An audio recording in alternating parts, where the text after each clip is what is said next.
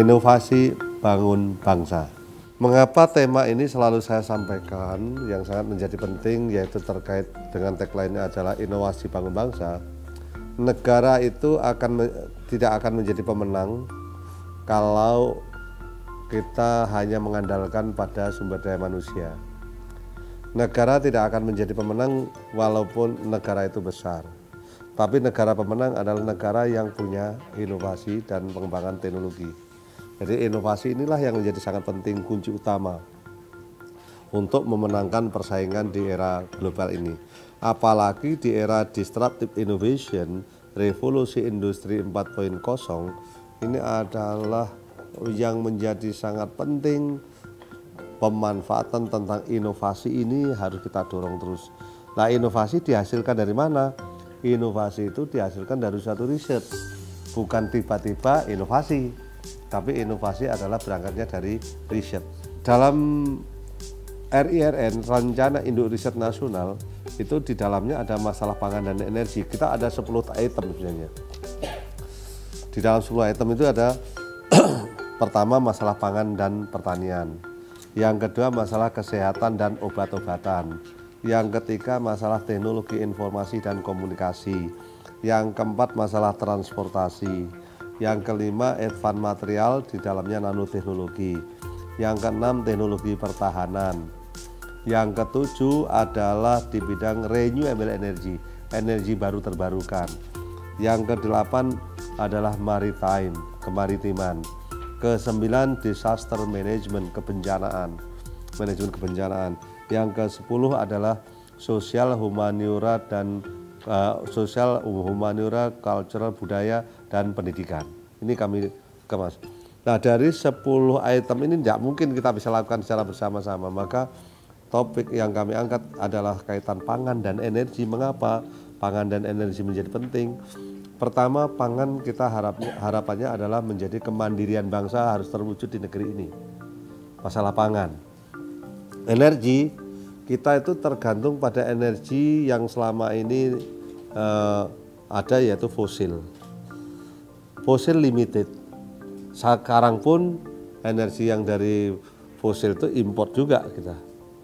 Nah, kalau kita punya potensi yang renewable energy ini kita kembangkan, maka ke depan kita ketergantungan pada impor akan berkurang.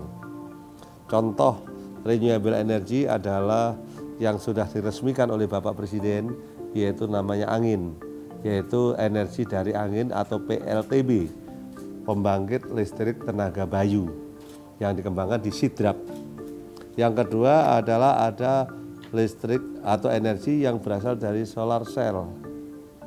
Yang ketiga energi yang berasal dari gelombang air laut. Yang keempat ada energi dari mikrohidro, dari air juga.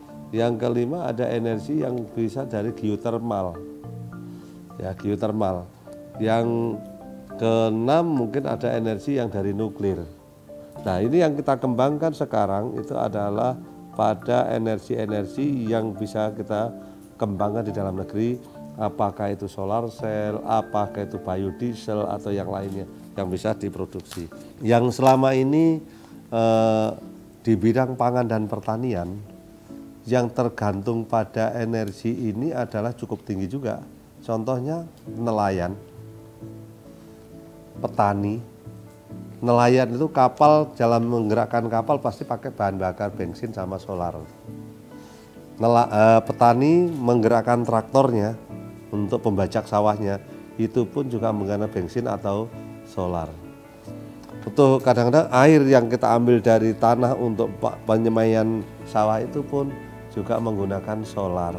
Ini bagaimana kita geser dari bensin atau solar itu menjadi gas, di mana gas bisa diproduksi di dalam negeri. Nah, ini yang harus kita kembangkan. Ini adalah yang kami dorong, sehingga akan munculkan teknologi kami kembangkan namanya converter kit.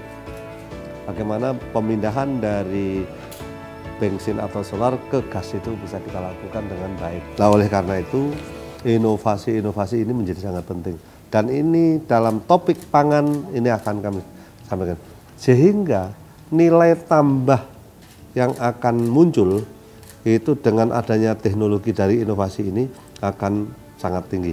Akhirnya kita ambil topik sesuai dengan agenda Presiden masalah ketahanan pangan dan energi, kita munculkan Riau adalah pilihan pangan dan energi.